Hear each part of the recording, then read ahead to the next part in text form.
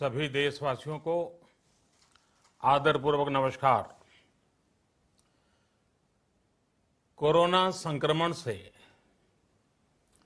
मुकाबला करते हुए दुनिया को अब 4 महीने से ज्यादा समय बीत गया है। इस दौरान तमाम देशों के 42 लाख से ज्यादा लोग कोरोना से संक्रमित हुए हैं। 2.25 लाख से ज्यादा लोगों की दुखद मृत्यु हुई है। भारत में भी अनेक परिवारों ने अपने स्वजन खोए हैं। मैं सभी के प्रति अपनी संवेदना व्यक्त करता हूं। साथियों, एक वायरस ने दुनिया को तहस नहस कर दिया है। विश्व भर में करोड़ों जिंदगियों संकट का सामना कर रही है। सारी दुनिया जिंदगी बचाने में एक प्रकार से जंग में जुटी है। हमने ऐसा संकट न देखा है, न ही सुना है। निश्चित तौर पर मानव जाति के लिए ये सब कुछ अकल्पनीय है। ये क्राइसिस अभूतपूर्व है। लेकिन थकना, हारना, टूटना, बिखरना मानव को मंजूर नहीं है। सतर्क रहते हुए ऐसी जंग के सभी नियमों का पालन करते हुए अब हमें बचना भी है और आगे बढ़ना भी है। आज जब दुनिया संकट में है, तब हमें अपना संकल्प और मजबूत करना होगा। हमारा संकल्प इस संकट से भी विराट होगा। साथियों, हम पिछली शताब्दी से ही लगातार सुनते आए हैं कि 21वीं सदी हिंदुस्तान की है। हमें कोरोना से पहले की दुनिया को, वैश्विक व्यवस्थाओं को विस्तार से देखने समझने का मौका मिला है। कोरोना संकट के बाद भी दुनिया में जो स्थितियां बन रही हैं, उसे भी हम निरंतर देख रहे हैं। जब हम दोनों कालखंडों को भारत के नजरिए से देखते हैं, तो लगता है कि 21वीं सदी भारत की हो, ये हमारा सपना ही नहीं, ये हम सभी की जिम्मेदारी भी है। लेकिन इसका मार्ग क्या हो? विश्व की आज की स्थिति हमें सिखाती है कि इसका मार्ग एक ही है, आत्मनिर्भर भारत। हमारे यहां शास्त्रों में कहा गया है, एषः पंथः, यानी यही रास्ता है आत्मनिर्भर भारत। साथियों, एक राष्ट्र के रूप में आज हम एक बहुत अहम मोड़ पर खड़े हैं। इतनी बड़ी आपदा भारत के लिए एक संकेत लेकर आई है, एक संदेश लेकर आई है, एक अवसर लेकर आई है। मैं एक उदाहरण के साथ अपनी बात बताने का प्रयास करता हूं। जब कोरोना संकट शुरू हुआ तब भारत में एक भी पीपीई किट नहीं बनती थी। N95 मास्क का भारत में नाम मात्र उत्पादन होता था। आज स्थिति ये है कि भारत में ही हर रोज 2 लाख पीपीई और 2 लाख N95 मास्क बनाए जा रहे हैं। ये हम इसलिए कर पाए क्योंकि भारत ने आपदा को अवसर में बदल दिया। आपदा को अवसर में बदलने की भारत की ये दृष्टि आत्मनिर्भर भारत के हमारे संकल्प के लिए उतनी ही प्रभावी सिद्ध होने वाली है। साथियों, आज विश्व में आत्मनिर्भर शब्द के मायने पूरी तरह बदल गए हैं। ग्लोबल वर्ल्ड में आत्मनिर्भरता की डेफिनेशन बदल रही है। अर्थ केंद्रित वैश्वीकरण बनाम मानव केंद्रित वैश्वीकरण की चर्चा आज जोरों पर है। विश्व के सामने भारत का मूलभूत चिंतन आशा की किरण नजर आता है। भारत की संस्कृति, भारत के संस्कार उस आत्मनिर्भरता की बात करते हैं जिसकी आत्मा वसुधैव कुटुंबकम है। विश्व एक परिवार। भारत जब आत्मनिर्भरता की बात करता है तो आत्म केंद्रित व्यवस्था की वकालत नहीं करता है। भारत की आत्मनिर्भरता में संसार के सुख, सहयोग और शांति की चिंता होती है। जो संस्कृति जय जगत में विश्वास रखती हो, जो जीव मात्र का कल्याण चाहती हो, जो पूरे विश्व को परिवार मानती हो, जो अपनी आस्था में माता भूमि ही पुत्रो अहम पृथ्वी इसकी सोच रखती हो, जो पृथ्वी को मां मानती हो, वो संस्कृति, वो भारत भूमि जब आत्मनिर्भर बनती है तब उससे एक सुखी समृद्ध विश्व की संभावना भी सुनिश्चित होती है। भारत की प्रगति में तो हमेशा विश्व की प्रगति समाहित रही है। भारत के लक्ष्यों का प्रभाव, भारत के कार्यों का प्रभाव विश्व कल्याण पर पड़ता ही है।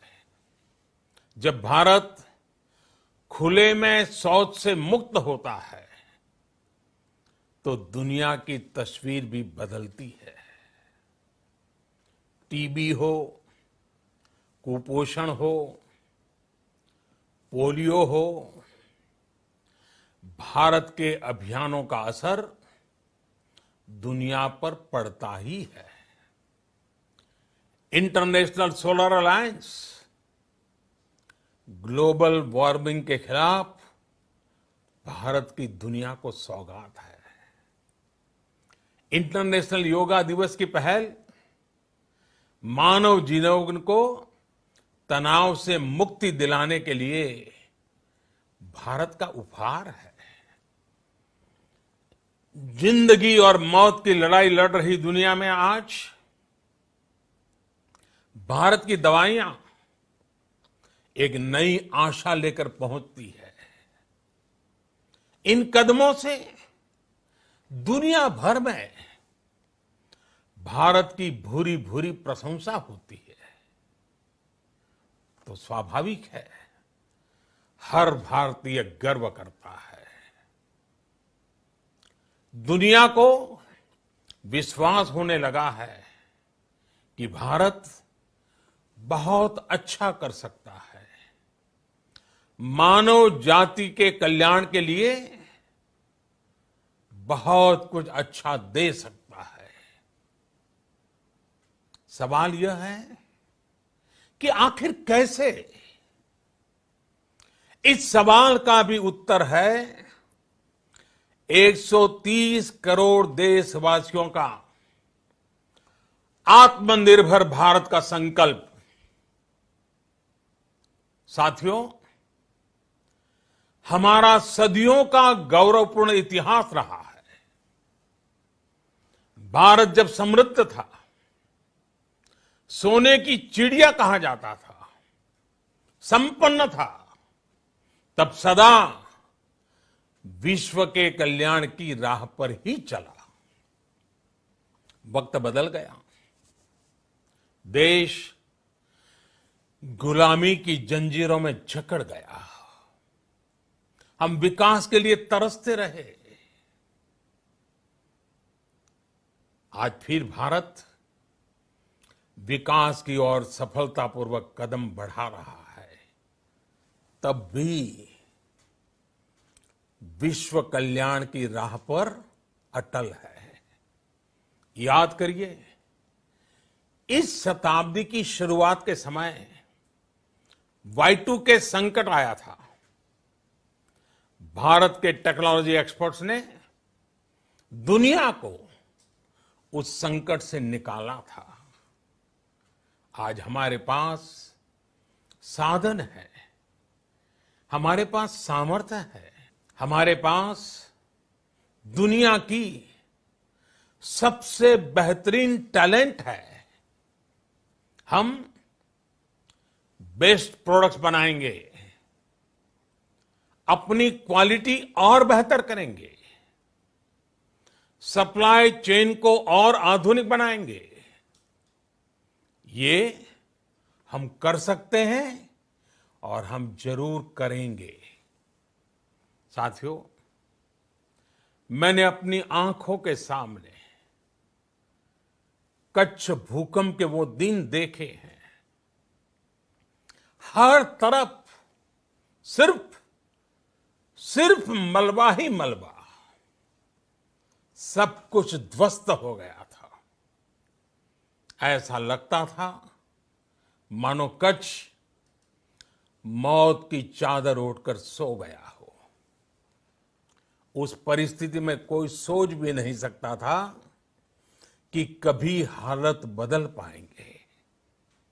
लेकिन देखते ही देखते कच्छ उठ खड़ा हुआ, कच्छ चल पड़ा, कच्छ बढ़ चला। यही हम भारतीयों की संकल्प शक्ति है। हम ठान लें तो कोई लक्ष्य असंभव नहीं, कोई राह मुश्किल नहीं। और आज तो चाह भी है, राह भी है। ये है भारत को आत्मनिर्भर बनाना।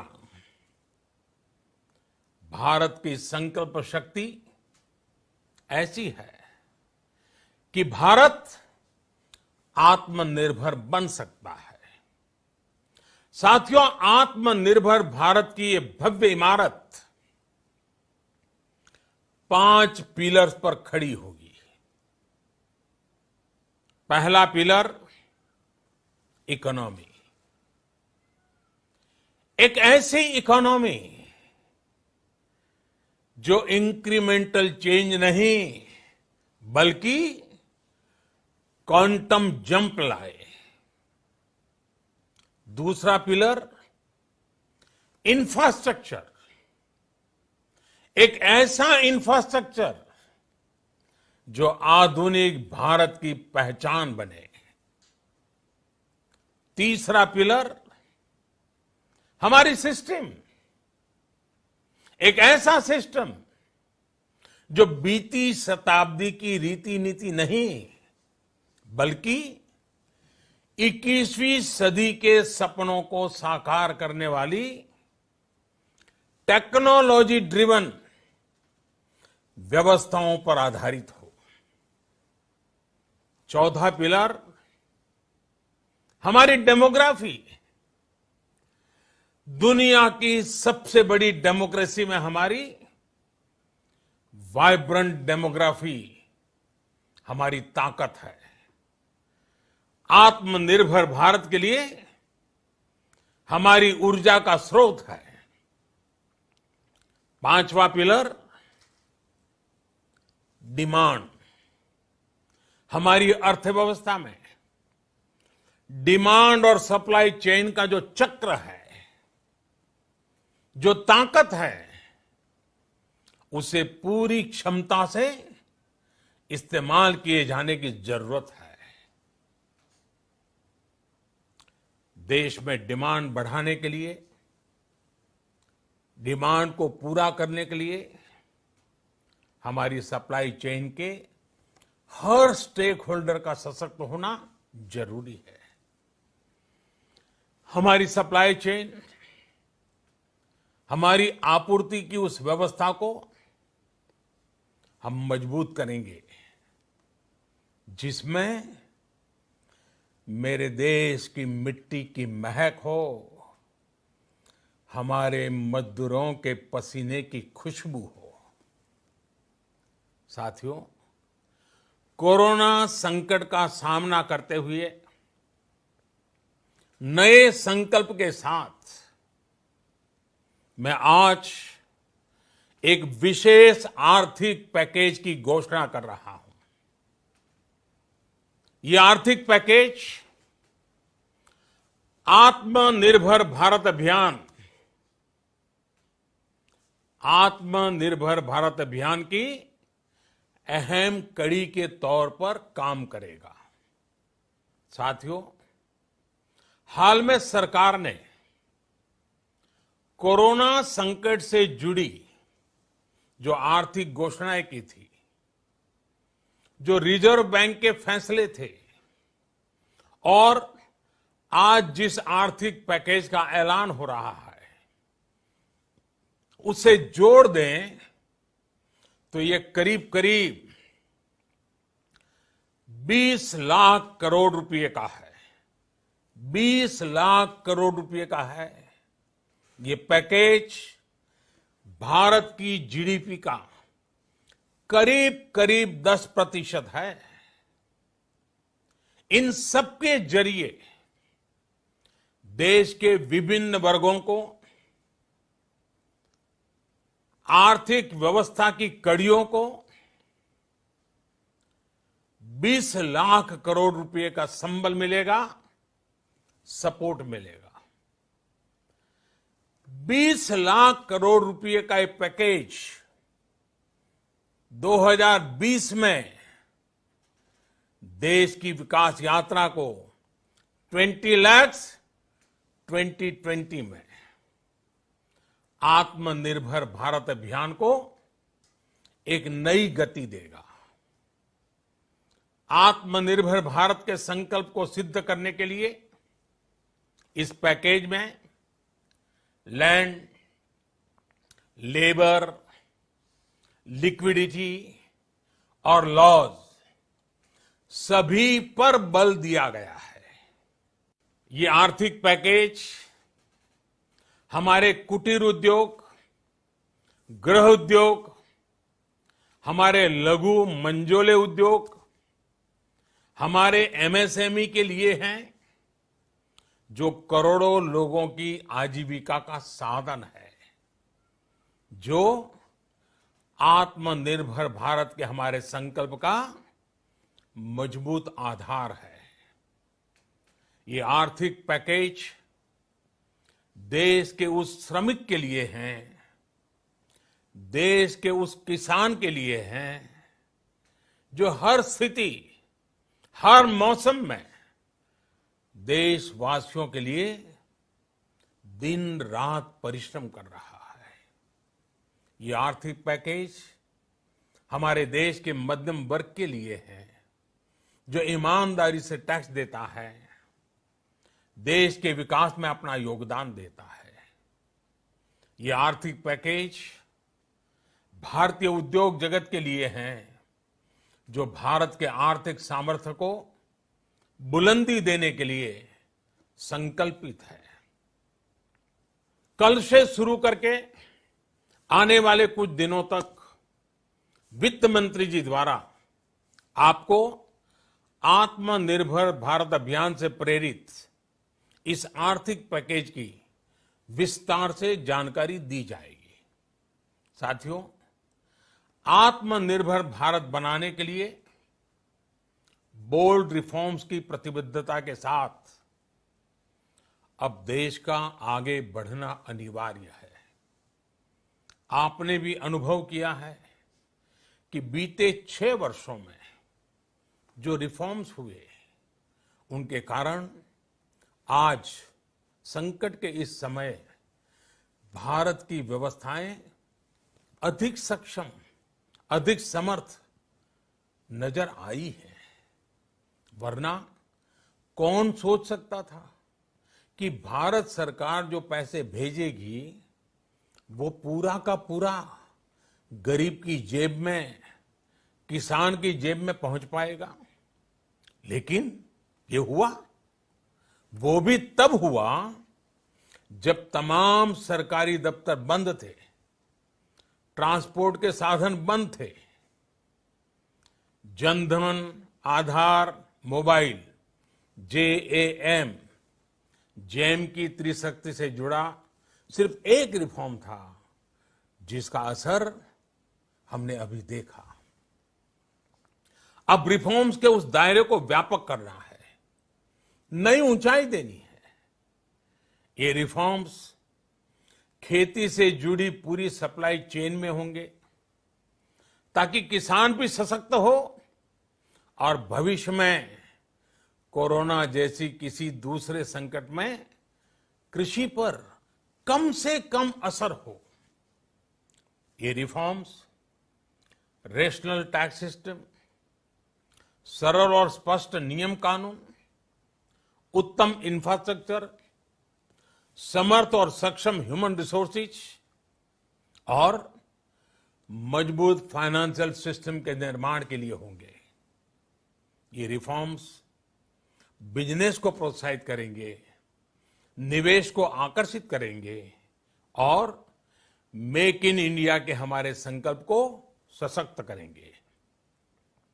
साथियों, आत्मनिर्भरता, आत्मबल और आत्मविश्वास से ही संभव है।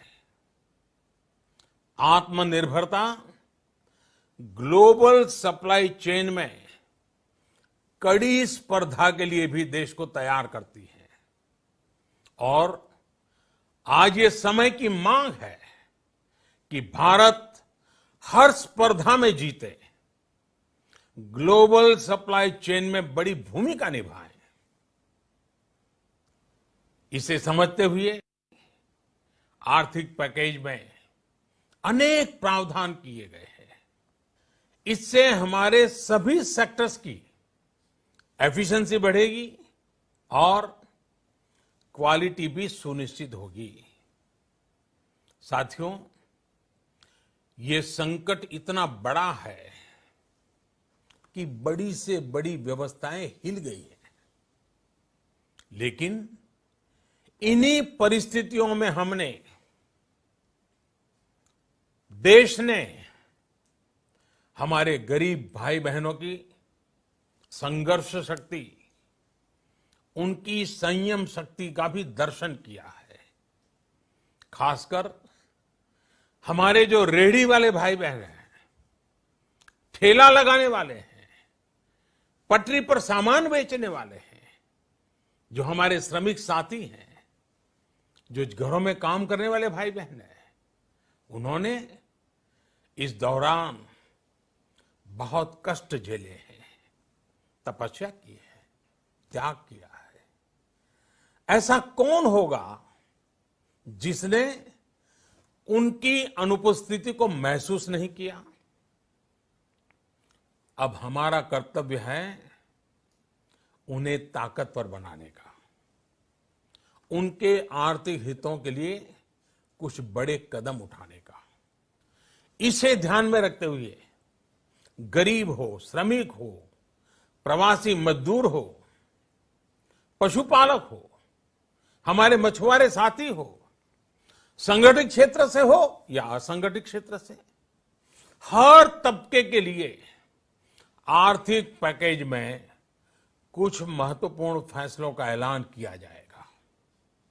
साथियों, कोरोना संकट ने हमें local manufacturing, local market, local supply chain, इसका भी महत्व बराबर समझा दिया है।